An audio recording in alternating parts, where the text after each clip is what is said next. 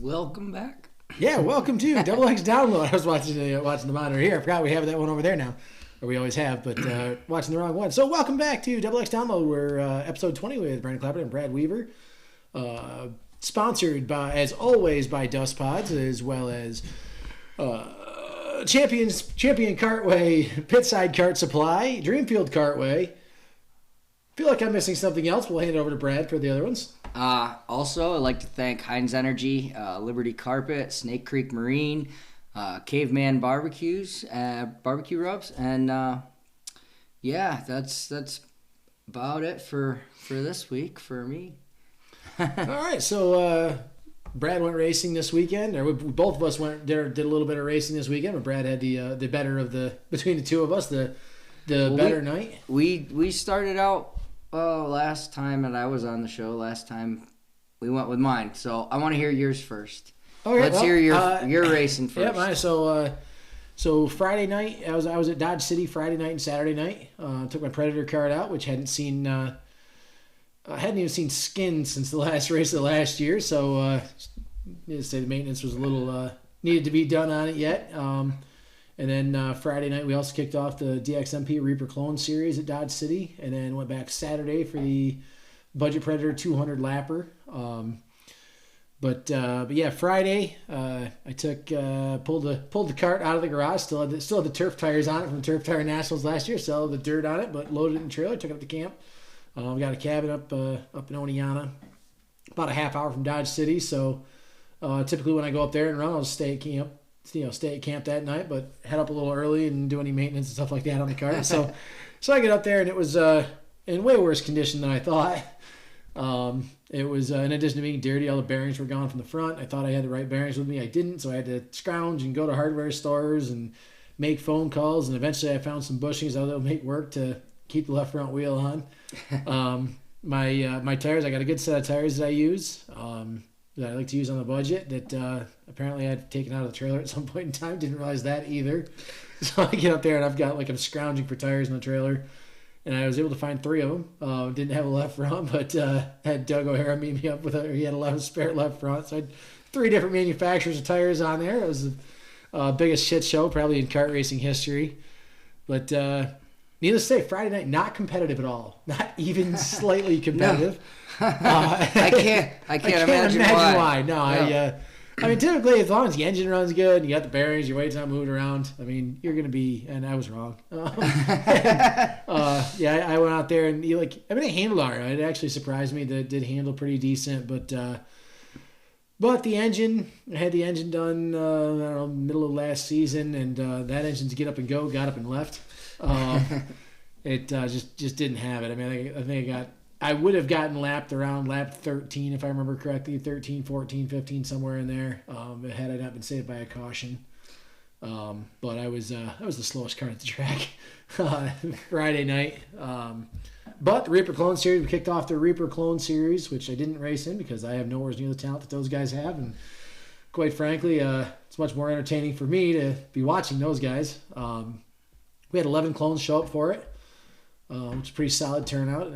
Like I said, that was at Dodge City also. The Max Bordeaux got the win after Tech.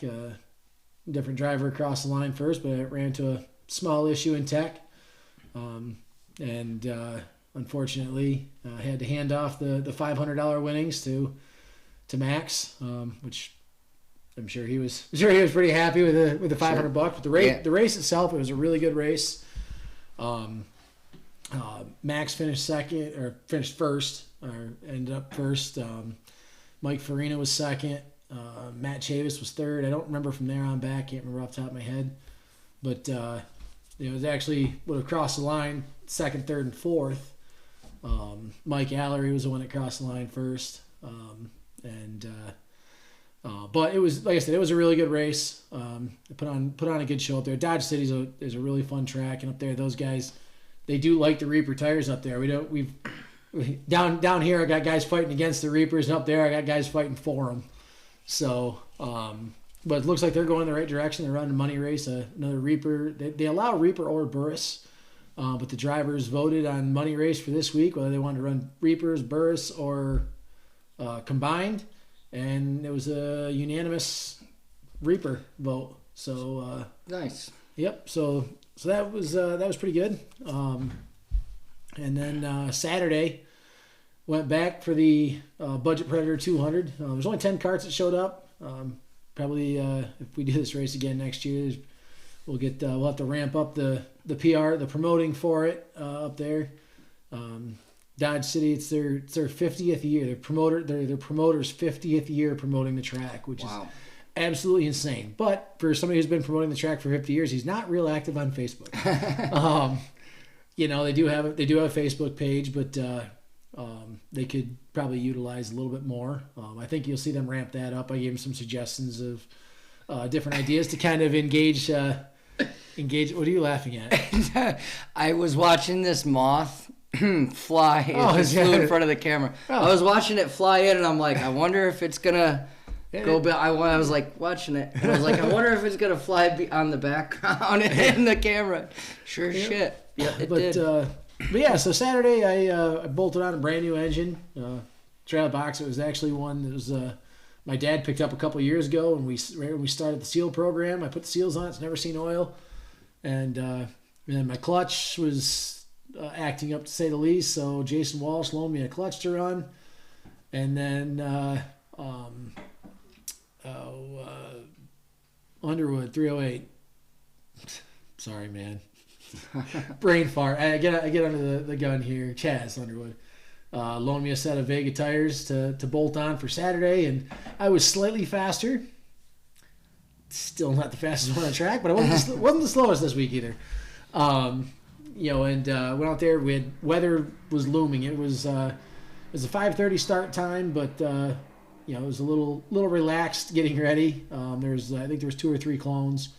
And it was just clones and us that were running, and so they ran the clone. The Predator guys all opted to skip our heat race because we knew that rain was coming, and the clone guys, they went out and ran a 10-lap heat. They gave them a real quick break. They went back out, ran their 20-lap feature, and then Brandon Walsh ran both classes, so he jumped on his budget.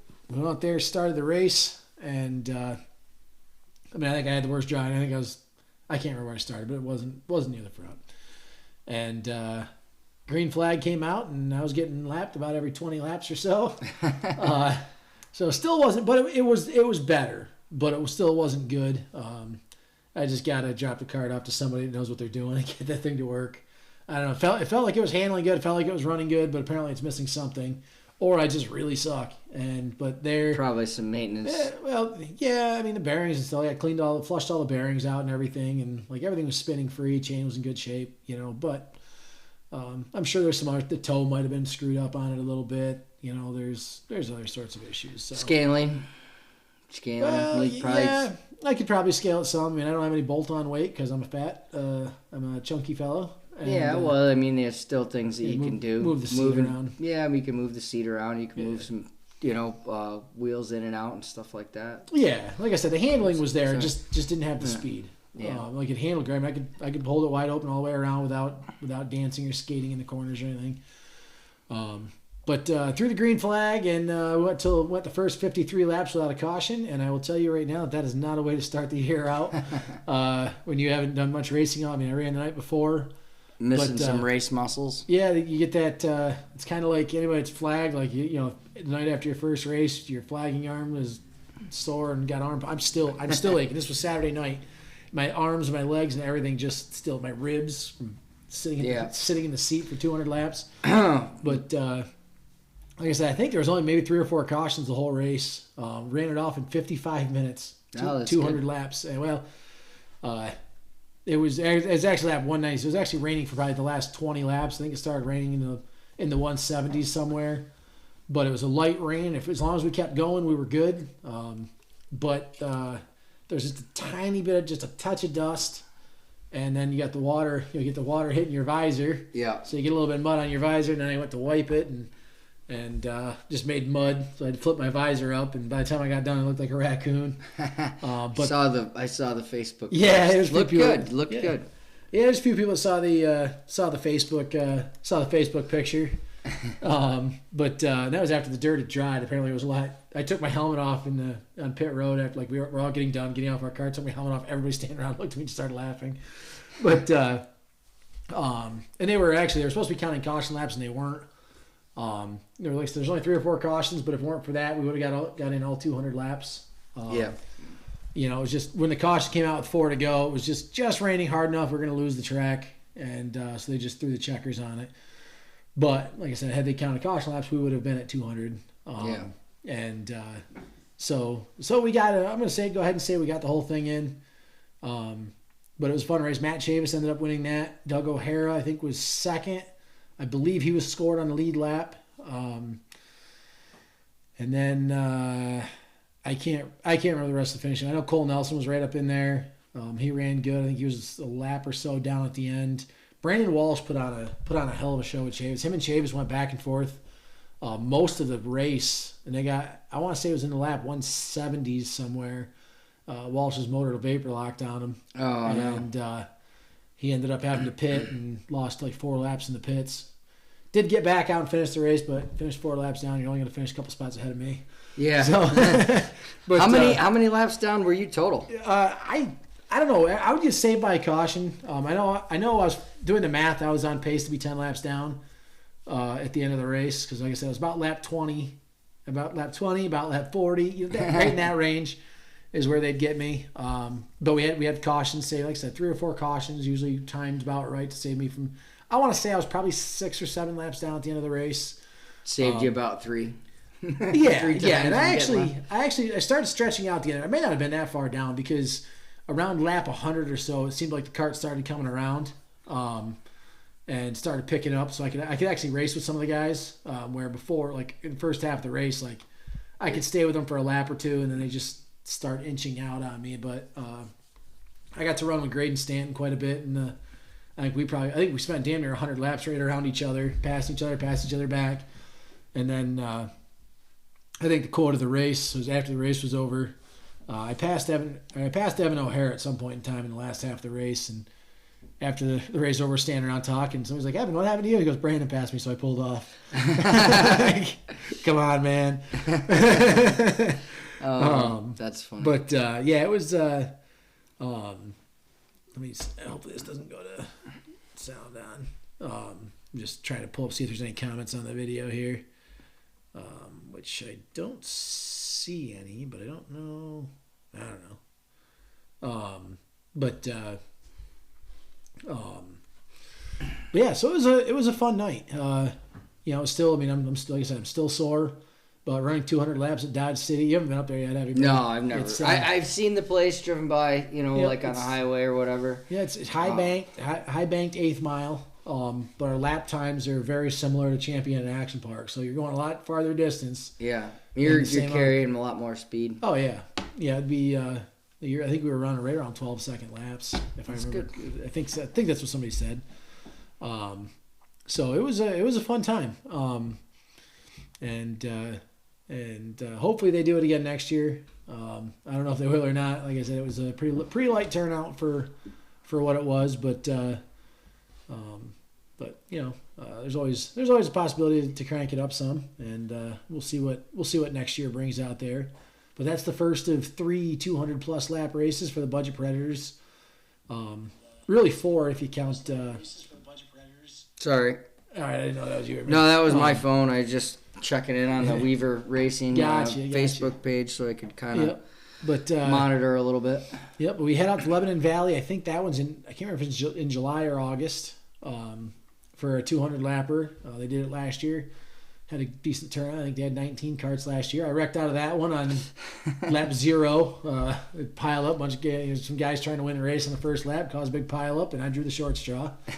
But looking forward to going back to that one. And then we go to the 212. It's going to be out at Dreamfield this year. And then there is actually one more, but it's not sanctioned. But I guess that doesn't matter. It's kart racing. Adrenaline Mountain, I believe, is running a 200 lap Budget Predator race. I think that's in September. Yeah. So there's some 200 lap races that if you are coming up. So honestly, I kind of like it because I mean, I like those long distance races, especially as long as they have like a special event feel to them. Yeah. You know, the 212 always has a different vibe than every other race. And I know Lebanon Valley last year just had a different. That was they raised a ton of lap money and stuff like that for that race, and they spread it out evenly through the field. So yeah, that's the best part. Oh yeah, I mean, I walked out last year. I ran that race. I finished, I think last. I think I finished dead. I mean, somebody else went out of the race at the same time I did. I might have finished one spot out of last or something.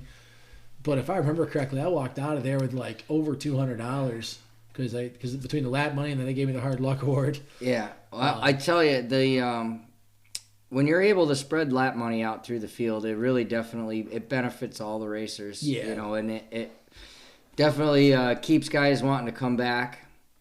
I think that's phenomenal that they're able to spread it out through the field. Yeah, we're gonna do something like that. I really like that idea. We're gonna do something like that for the 212 this year. Make it the 212. We like. I mean, it's always a big race. You always know you're gonna have fast guys there. But in the past we've tried putting up big money for the winner. Bonus money for this, that, and the other thing, and lap money always went to the leaders simply because we'd be there for days sorting out if we were spreading it out through the top 5 or 10 or whatever. So I think this year we're going to just look at spreading it out through the field. We'll just rake it all in, put it in one big pot, and then, if everybody goes home with, $100, cool. Yeah. And then we'll still have top 3 regular payout or whatever. Mm-hmm. But it won't be. We're not paying $1,000 this year. And honestly, that's one of those races I lose money on every year. Yeah. I continue to do it because it's a whole lot of fun. It's just like I said, it's a totally different vibe. It's one of those races that guys qualify for the 212, and they can say I qualified for the 212, and I think good. No, I was just gonna say it's definitely the 212 is one of those races in the karting, the budget predator karting world that it's definitely like something. It says something if you're able to qualify. The quality of kart racers that come to that is really quite high, and the amount of karts that they get is unreal. Yeah, there's a lot of feature winners that go home. Yeah, absolutely, and it's definitely a chore just to even qualify. I think you got to finish if you're lucky. Depending on the karts, I think you got to finish like in the top 2 to make it in your heat, and then it's like top 2. It's almost like the Chili Bowl. You got to be top 2, and then every race that you're in, if you're not in the top 2. You're not gonna make the show. Yeah, 2 years ago, heats, B mains, or whatever heats, and all the alphabet soup after. Yeah, I know. 2 years ago, we had 83 karts try to qualify for it, and I know that was, I think we did 10 heats, and I think we took 2 out of each heat, and then 10 heats, so you had 9 karts in the first 3 heats, and then 8 karts in the rest. We took 2 out of that. Then you had to run alphabet soup, and I think we went back to like H or I mains. And it was split alphabet soup. We transfer, I think, 2 forward out of each one. So you'd run an I main, then an H main, then a J main, whatever. I can't remember the order they go in when they're going backwards. But and just basically take the top 2, tail them on the next one, and run the next main. It's really it's interesting, cool. It's a cool deal how you do it, the format too, and then. I kind of liked the redraw where you're not drawing a number for yourself. You're drawing a number. Revenge redraw. The revenge redraw. Yeah, that's really cool. So like, I go up and I draw 10. That's not where I'm gonna start. I gotta give that to somebody. And then I gotta hope. This is where you kind of like play a little strategy and hope that somebody likes you enough, or play a little politics, I guess you could say. Yeah. Hope that somebody likes you enough that they'll put you out in an upfront starting position if they get a good number. Yeah, so. Yeah, that was It's really cool. It's a neat deal. Yeah, it is. It's the first year of the 212. We just did a regular redraw. And, of course, I was the one that organized the whole race, got it all going. It was out at Champion when Alex Carmody was promoting. And I made the redraw. And they went 1 to 18, and I drew 18. And I was like, you know what? Next year I'm giving this away. So we went to the revenge redraw the next year. I know the second year was nobody. There was a lot of carts, but nobody knew anybody. Like you had your local guys, but then you had a lot of out of towners. So like we got to the redraw, nobody knew anybody. Like you don't know who to give it to and who not to give it to. Right. And so it was a little confusing. But then as the years have gone on, everybody starts to know who the fast guys are. Like we know Dustin Prettyleaf is getting a bad number. We know Matt Chavis is getting a bad number. Yeah. Unless they're friends, unless one of their friends makes it in. Right. Kyle Joseph runs up front every year, and I'm pretty sure they make sure to give him a bad number. And I think Alex got a bad number Alex, last year. Alex is always a good one to throw under the bus when you can. He's a lot of fun because he'll make it interesting. He's in contention every year. Oh yeah, absolutely. He's overdue to win a 212. Yeah. So, but yeah. So, I guess we'll jump over to how your Friday night went. I see you made we saw a top 5 finish. Friday night. How'd it go? Well, obviously it was pretty good. Anytime that you can come home with a top 5, put the car on the trailer in one piece and everything's still straight, it's a great night. So, we did that 2 weeks in a row, and it was it's just been a lot of work. We've been, like I said last week, I missed the podcast just because we had just too much going on in the garage. Like last week, literally had the whole front end out of the car, just about the whole rear end out of the car. I mean, the thing was stripped down to little to nothing, throughout the week, and we had to rebuild everything and put stuff back together. There was just finding some issues with the rear end that did some reoccurring stuff that I just got to keep an eye on and keep looking at. So, we had just a lot of maintenance to do on the car, and I got to thank Ron Diffenbach for helping me out, and obviously Mark Terry Racing for getting me all the stuff that we need and then keeping me in good equipment. So it was just a lot of work, a lot of preparation. Changed some stuff, not a ton of stuff, but from last week to this week, made things a little bit better, I thought, after running. Was a little bit tight in hot laps, which was okay, but I don't really, it's tough. It's tough when you're tight, when you show up to a racetrack and the car doesn't want to turn. I think it's always easier to adjust if you're loose starting out. It's always easier to tighten the car up, I think, than it is to come to the racetrack tight and have to dial back. Yeah. So we were a little bit tight getting in, turning into the corner, and hot laps, and then we made some changes, made about 3 or 4 little changes in between the hot laps and heat race. Started 4th in the heat race. I was able to hang on, make it up to the front. And I was able to hang on for the win. And then they started the handicapping started. We were done with our redraw races. So handicap started, and we were able to start 4th in the feature. I think we got Alan Rudelavage started 2nd, and we were able to get to 2nd pretty early.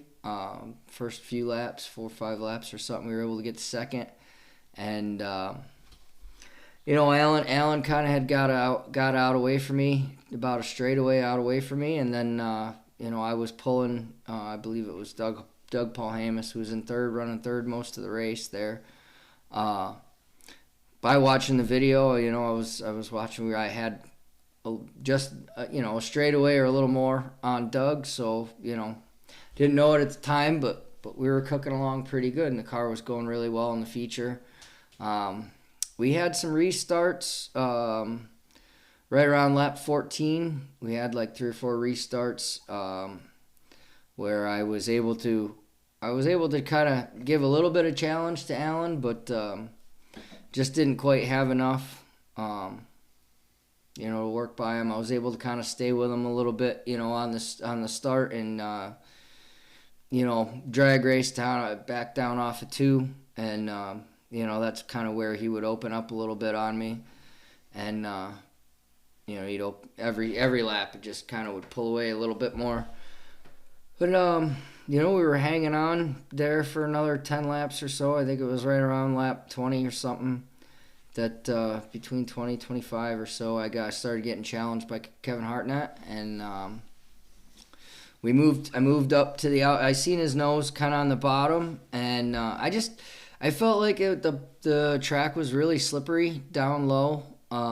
It wasn't like dusty. It was just the track was just slippery down low, and you kind of needed to pedal it a little bit on the bottom if you were running around the bottom.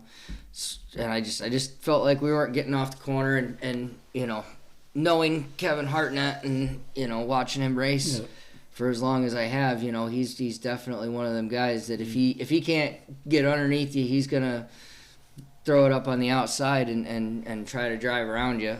So when I had kind of seen his nose a little bit on the bottom, I moved out to the outside, and we were able to pull back by him and race with him for a few laps and hold him off for a few laps. We were pulling back by him, and I just, looking back, you always analyze it and you talk about or think about things that you could have done better or whatever. So I was watching and picked up on some stuff that I could have done a little bit better, but ultimately I made a mistake on the outside. I didn't enter the corner up as high as I had been, and with my right side tires kind of in the brown and in the traction, I entered a little too low and kind of more through the slick.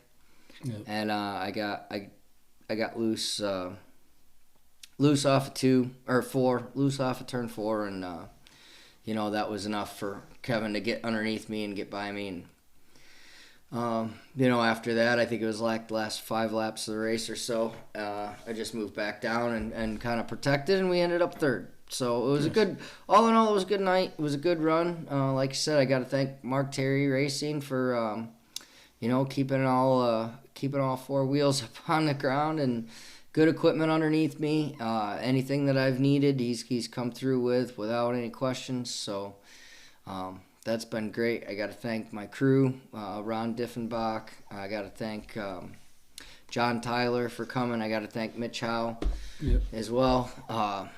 James and Kara. James Howe and Kara Howe. These guys have been right there supporting me every week and busting their butts right along with me. So, I got to thank them guys a lot. And, so we've been having some good runs. I kind of, Memorial Day weekend, got a little ambitious. Had some aspirations to try to go to Weedsport for the Heroes Remembered race. But ultimately, we decided against it, just to try to keep some laps down on the motor. And then we had planned on going to Afton, or was it? Afton Tuesday. Afton was Tuesday. They were supposed to go tonight, yeah. Yeah. So we were planning on going to Afton tonight. Obviously, they canceled early, but gotta send a huge shout out to Pete Gulick for supporting us and helping me out with a set of Hoosiers. I had made that post about going to Weedsport, and he had messaged me that day that I made the post, and he says, "Hey, what do you need?" And I told him, and he right then and there shipped me over some money to get some Hoosiers. So nice. Big shout out to Pete Gulick. Thank you very much. Can't thank you guys so much. Unfortunately, we didn't make to Weedsport, but we will be going to Thunder Mountain Saturday. It's their last redraw race, so I'd like to try to get up there. As long as everything goes good again Friday and we don't wad the car or anything like that, I knock on wood. we are going to go to Thunder on Saturday, so you can check us out up at Thunder Mountain on Saturday. And then the kids are racing again on Sunday back at Penn Can Speedway. So we got a busy weekend headed up, coming up here. I've been thrashing here in the garage, running and getting spare tires and parts and all kinds of stuff. I haven't had a whole lot of time to wrench on the car other than just getting stuff around to prepare. And so we're going to be hammering on that tomorrow and Thursday. And, Yeah. So just keep it going, keep rolling. So a random question: what would you think about a short track Super Series modified race at Brookfield? Short track Super Series modified race at Brookfield. I think Little Birdie told me. I think I'd probably go. Well, I know, I know that they were talking about doing it last year, and things just didn't kind of work out. Okay, Craig's text message from Craig Hawley there. Thanks to Craig for getting back to me.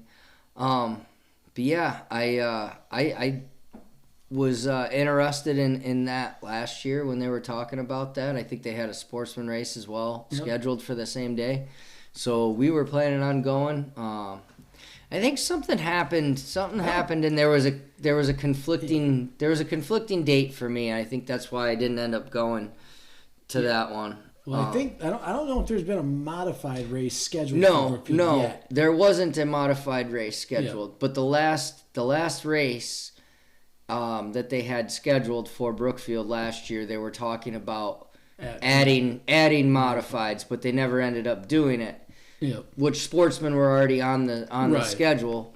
So, like I said, I was interested in going to that one. Obviously, we had been going to Brookfield right along there last year, and we wanted to go. I wanted to go, and I think something came up, and we had a conflict where I wasn't able to go. We had another race either somewhere that day or the next day or the whatever. I can't remember. And then I think it ended up getting rained out at the end anyway. I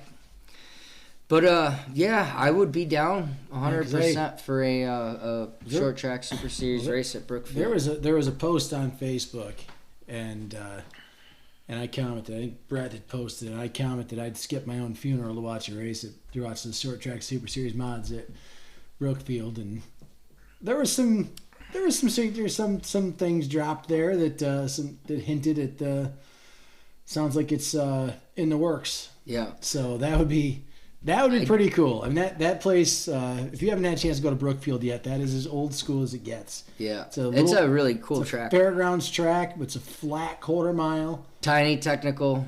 Yep. It's narrow. Sort of like a mini, like shape-wise, sort of like a mini Fonda.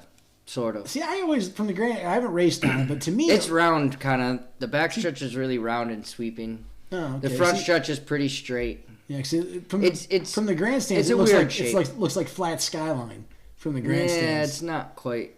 It's not quite that narrow. It's a little bit wider, like round in the middle. The infield is.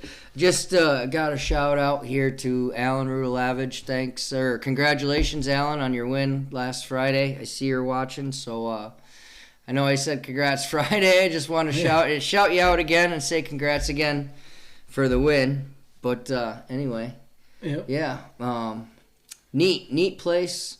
Definitely would go if they had a STSS race there. I would definitely go with the mod for sure. I would cancel whatever race I had scheduled for that day to go see that. Yeah, I would definitely be down. I'd like to do some more of that stuff, but obviously within the local scene, and then now we got some Hoosiers, so that opens it up a little bit for us, and kind of we'll see how the season goes, and maybe we'll be able to hit up some of the dirt car stuff. I would definitely be down to doing. My biggest thing is I'd like to do some races at tracks that I've never raced before. Weed Sport's one of them. Yep. Been there a ton of times. Helped everybody and their brother. Yep. Seems like, helped my dad a ton, helped Matt Cole, helped Casey Cole.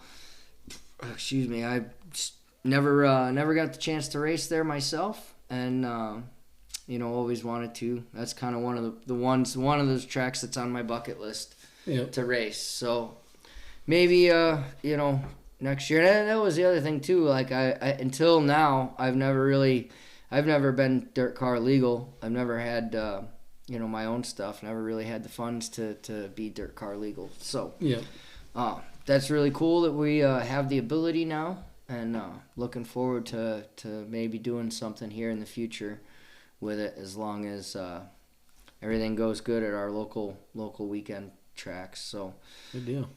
We'll be Penn-Can again this Friday, and then Thunder Saturday. Excellent. Yeah. So we got coming up this weekend. Adrenaline Mountain Kartway is opening up. That's a track that Dave Coyle, Roger Swansboro, and Alex Carmody have been putting together, but they're set to open Saturday. They're doing that. So that's a pretty cool deal. That track, haven't seen a whole lot of pictures. I've only seen a few pictures of it, but I was talking to Roger on the way over here, and sounds like very similar in size and shape to like Champion or Action Park. A little more banking, obviously, but it sounds like it's very similar to Dreamfield. We were making comparisons there, and sounds like I might have a little bit longer straightaways at Dreamfield, but yeah. So, and that Dreamfield, we got that all shaped out, smoothed up. Still got a few rocks we got to get out of it. Like, we got all the big stuff out. Use the York rake to get all the boulders out, and anything bigger than, say, golf ball size. We still got a lot of little stuff, so we got to find either a Harley rake or a rock hound or something like that, and get that.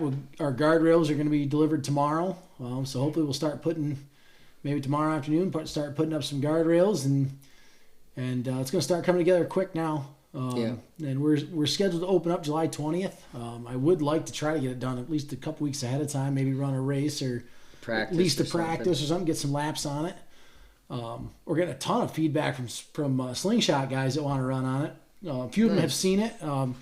We got a few people that don't race slingshots that have concerns about it being big enough for slingshots. Yep. But slingshot guys have looked at it. They want to run. They're like, yeah, we can race on that. Yeah. I've had some micro sprint guys that want to give it a go. So, we're working on. We need basically it all comes down to money. We've got to put up. We're going to run micro sprints and stuff like that. We got to put up more substantial catch fences. We are right next to a swamp. So, on one side, if we flip one of them out of turn 2, we got to have something to catch them, or else they're going to end up in the drink. Yep. And then obviously the front stretch, we got to keep them out of the grandstands. But so it's going to require a little heavier poles than go-karts and probably slingshots would. And some heavier fencing and stuff like that. So you got anything going on at Champion Friday? Oh yeah, we're back at Champion. I actually just left there. I ran down today. Ran down tonight because it's the first time I've seen it. Obviously, we all know that things got a little out of control down there a couple weeks ago, and the track ended up destroyed. Basically, what had happened, I can't remember if I talked about this on here or not, but what had happened was just got dug up, right? Well, yeah, the quad promoter, and they brought in somebody to help kind of rework the track a little bit, try to widen it out for the quads. It's pretty narrow for the quads. And they got rained on. Yeah, they were working on cutting the infield, and they disced the whole track up and tried to get some clay and stuff, and they got poured on while they had the track opened up, and then they tried to pack it, but without having big wide tires, it just ended up running it all up, and it took. I mean, that was on a Saturday, and the following week we couldn't. It was still too wet Thursday night to even try to work it. Yeah.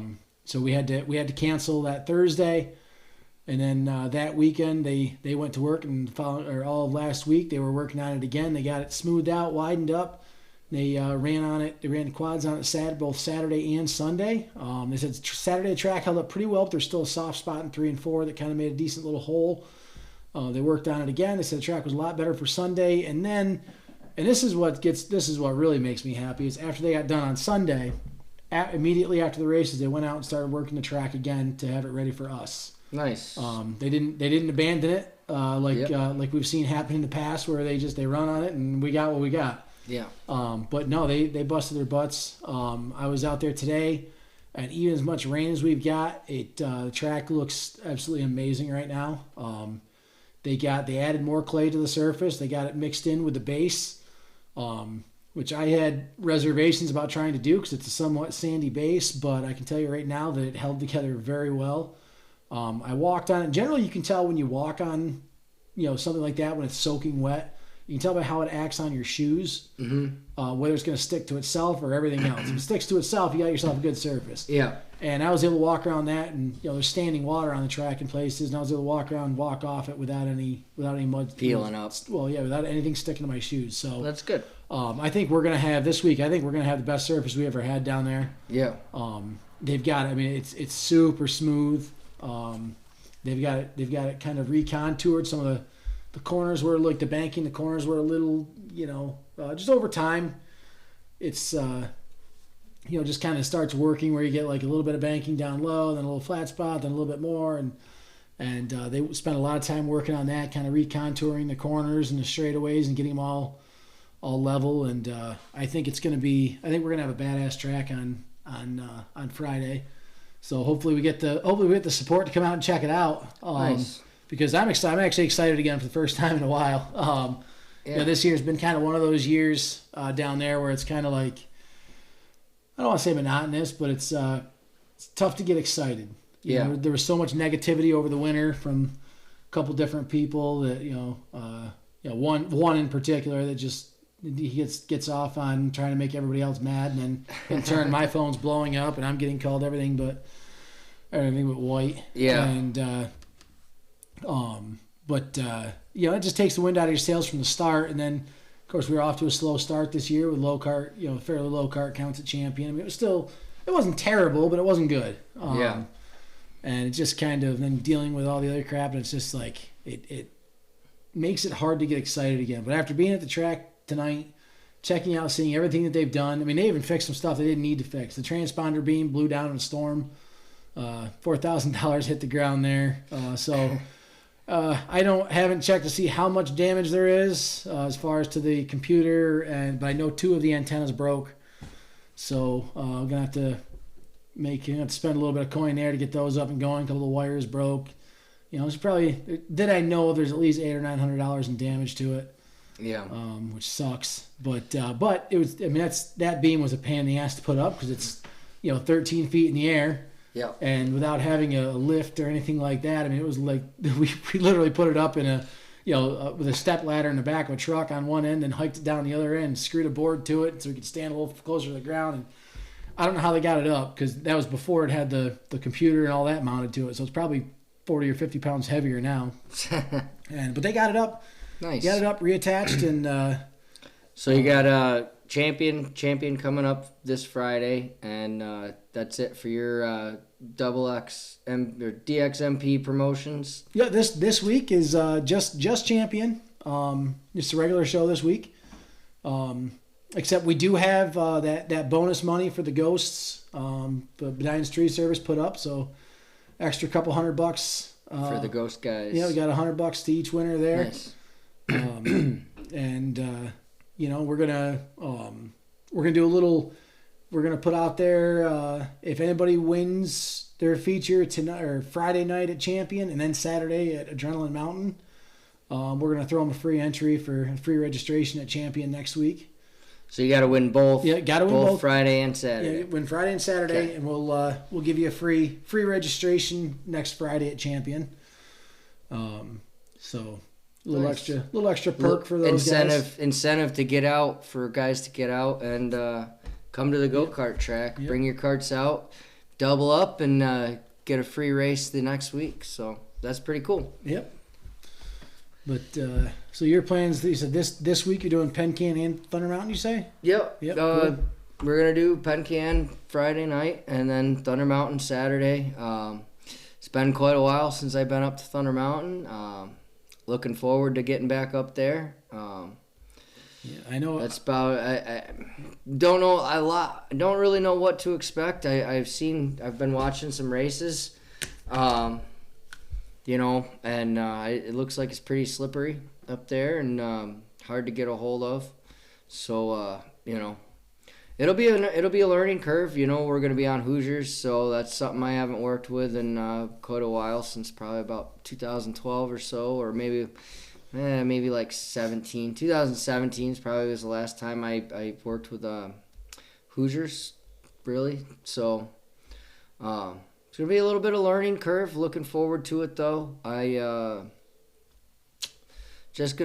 trying to just keep everything prepped and be as prepared as I can possibly be with tires and shocks and springs and whatnot. I'm trying to do my homework and keep my notes in line and my changes in line, so I don't forget anything. And that's just pretty much it. I just it's gonna be a bit of a learning curve going to Thunder. I think it's gonna be different from the last time. Quite a bit different from the last time I was there. I was I was on American Racers, and I believe I'm pretty sure it was open compound, so we were like on a 33, 38 softs. Yeah. The Hoosiers are a fair bit harder than a 33, 38 American Racer.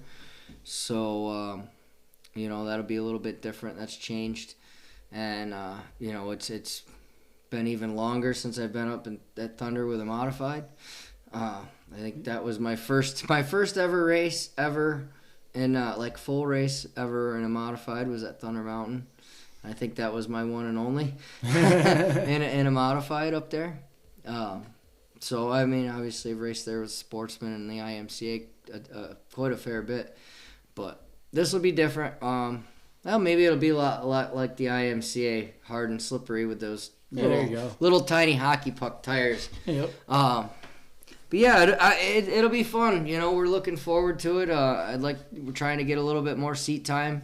Trying to race 2 nights a week, and it just took a little bit to get going. Obviously we're, acquiring the equipment that we need to run the modified.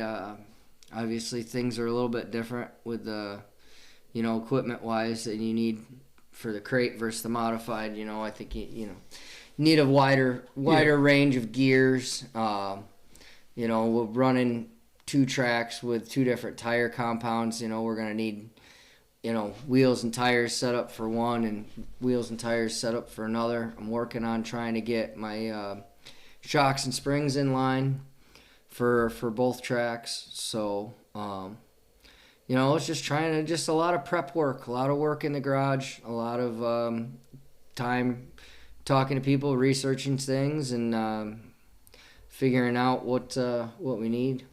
So that's pretty much it. I'm really looking forward to it. And again, like you said, I got to thank Pete Gulick for stepping up and helping us out and getting us rolling to another racetrack.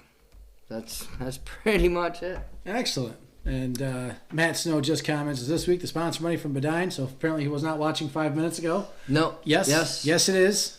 I tried to type a response there, but for some reason the computer wanted to do funny things on me. So it likes that. I think that Chromebook's getting to the end of its life cycle. We're going to be in the need of a laptop here pretty quick for the. If anybody wants to sponsor us a laptop, that'd be great. We'll get your logo on the intros and on the outros, and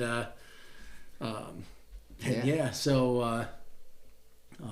Speaking of, I probably ought to do a new outro video soon. Yeah. I haven't been editing on that Chromebook because it's been so laggy and crappy lately. I got another MacBook that AG Videos helped us out with.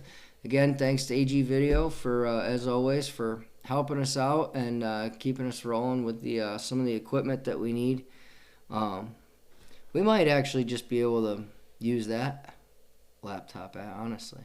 But anyway, I got another laptop from Adam that I've been doing the editing on. I've been doing the Northeast Implement in-car cam videos from, which reminds me we'll be coming up more with them. We had a unfortunate incident at the go-kart track. Tried to get some camera footage of James racing last Sunday, and we lost the camera. Oh no! Like lost it, broke it, or lost it, can't find it. Lost it, broke it. But good news is we got a replacement. It's in. It's new and ready to go. So we're all set with that. We'll be back uploading some races here again real soon.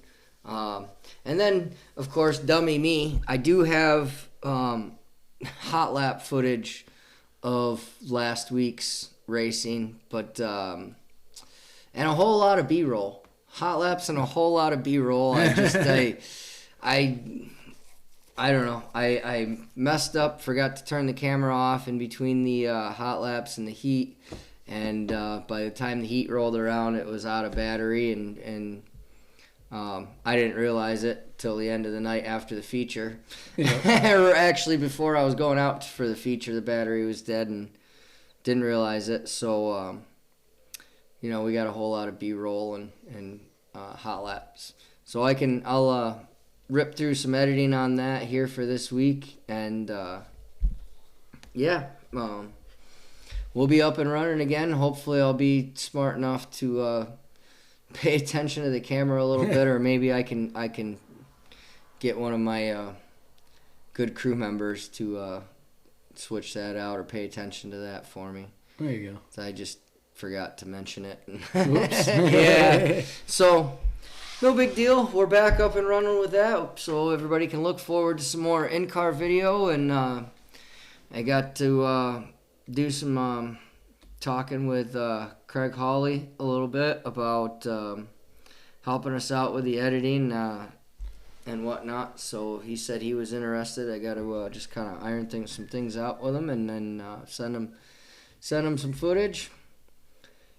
So hopefully the turnover will be a little bit quicker. I won't have to edit every single thing, and yep. We'll be able to get some media out a little bit quicker on the Weaver Racing page. Good deal. Yeah. So that's positives moving forward. Mm-hmm. Been a lot of work, but and it's not going to end. Got a lot more work to go. So looking forward to it. It's been a lot of fun. Yeah, it never does end. No, absolutely it does not. Yep.